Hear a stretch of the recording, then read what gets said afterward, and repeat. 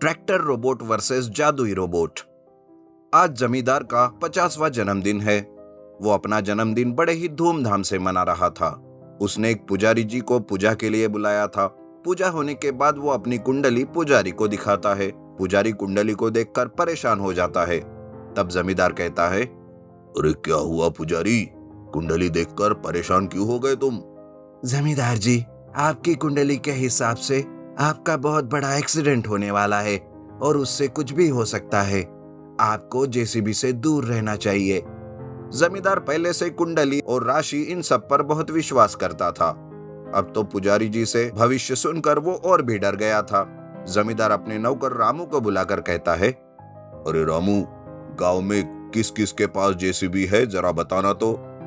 जमींदार जी, गांव में एक ही जेसीबी है और वो भी कुणाल के पास है। ये सुनकर जमींदार तुरंत कुणाल के पास जाता है और कहता है, सुनो कुणाल, आज के आज इस जेसीबी को गांव से बाहर निकाल दो और तुम्हें जितने भी पैसे चाहिए उतने पैसे मैं इस जेसीबी के बदले में दे दूंगा। लेकिन जमींदार जी, ये जेसीबी ही मेरे रोजी रोटी का साधन है और मुझे मेहनत की रोटी खाना पसंद है। आपके पैसे मुझे नहीं चाहिए। दरअसल कुणाल बहुत ही स्वाभिमानी लड़का था। वो जमींदार की बात नहीं सुनता, जिस वजह से जमींदार को बहुत ही गुस्सा आता है। वो तो अपने भविष्य को लेकर बहुत डरा हुआ था। इसीलिए जमींदार एक आदमी को रात के अंधेरे में कुणाल का जेसीबी चुरा कर उसे जंगल में जलाने के लिए कह देता है। कुणाल अपने जेसीबी को घर में जब नहीं देखता तो वो सीधा जमींदार के घर जाता है और जमींदार से कहता है, जमींदार जी, ये आपने बिल्कुल अच्छा नहीं किया।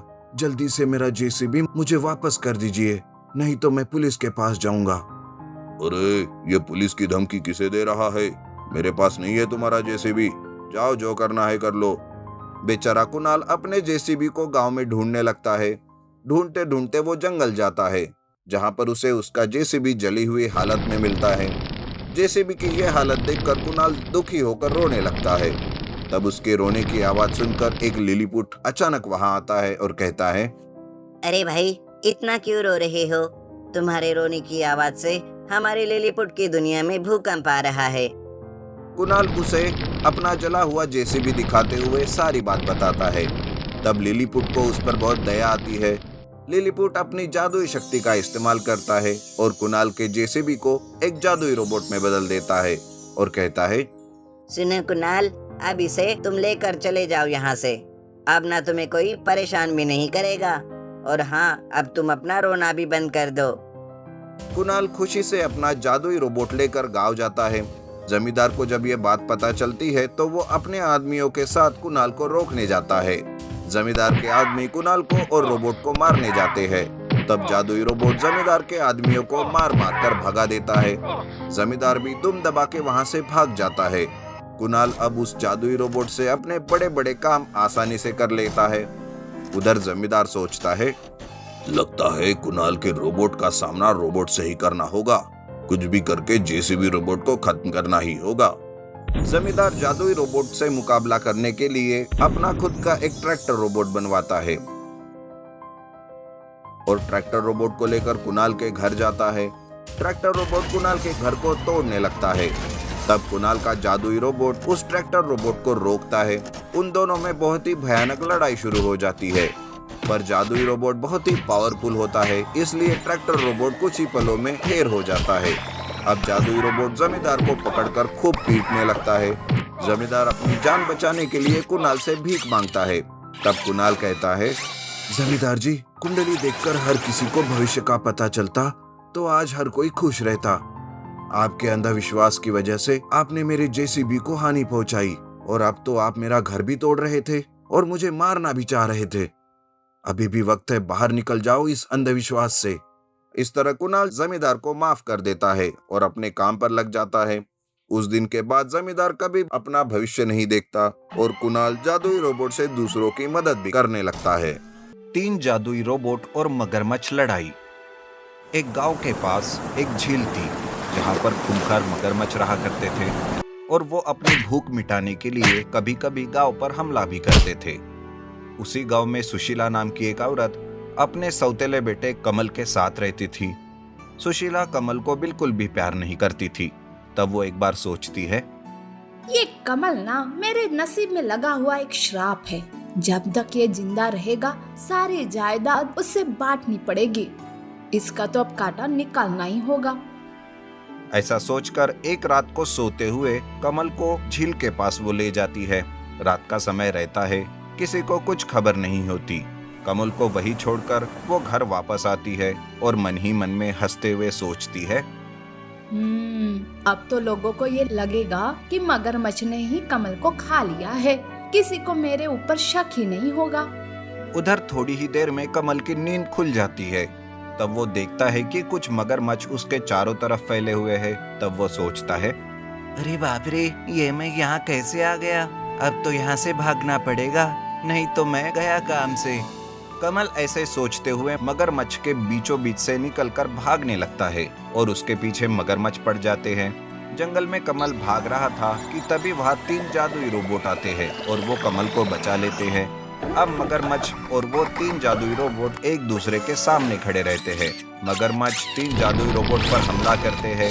तब जादुई रोबोट उन मगरमच्छ पर आग बरसाते हैं, जिसमें वो मगरमच्छ जलकर राख हो जाते हैं। तब एक मगरमच्छ वहाँ से बचकर भागने में कामयाब हो जाता है। कमल कहता है, आप तीनों का बहुत बहुत शुक्रिया, आपकी वजह से मेरी जान बच गई। पर आप तीनों कौन हो और कहाँ से आए हो?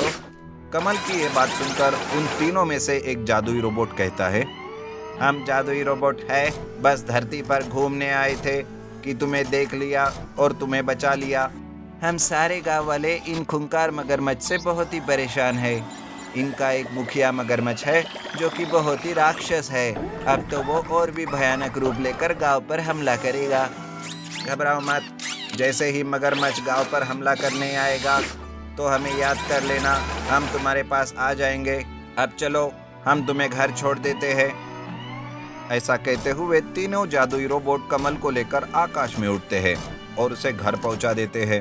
कमल को घर छोड़कर वो वापस अपनी जादुई रोबोटिक दुनिया में जाते हैं। उधर घर में सुशीला सोचती है कि कमल का सफाया हो गया और वो बहुत खुश रहती है। अब तक तो उस कमल के बच्चे को मगरमच्छ ने निगल लिया होगा। अब तो ये सारी जायदाद बस मेरी है और मैं इस घर की रानी। सुशीला की ये सारी बातें कमल सुन लेता है।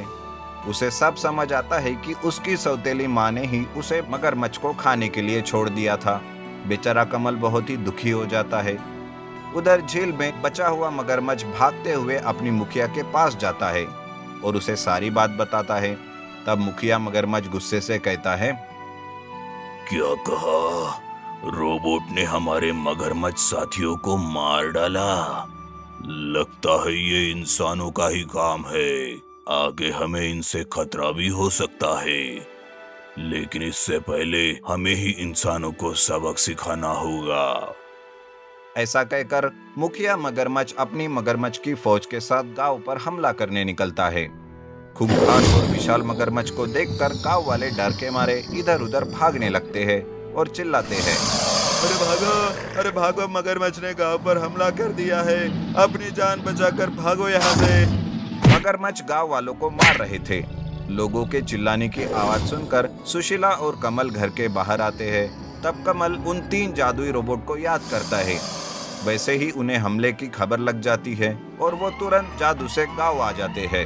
तब तीनों जादुई रोबोट पहले छोटे छोटे मगरमच्छ को अपने जादू से जलाकर मारते हैं। अब बस बड़ा खूंखार विशाल मुखिया मगरमच्छ ही बचा था। तब रोबोट्स को देखकर वो कहता है, तुमने मेरी सारी फौज को मार डाला, अब मैं तुम तीनों को नहीं छोड़ूंगा।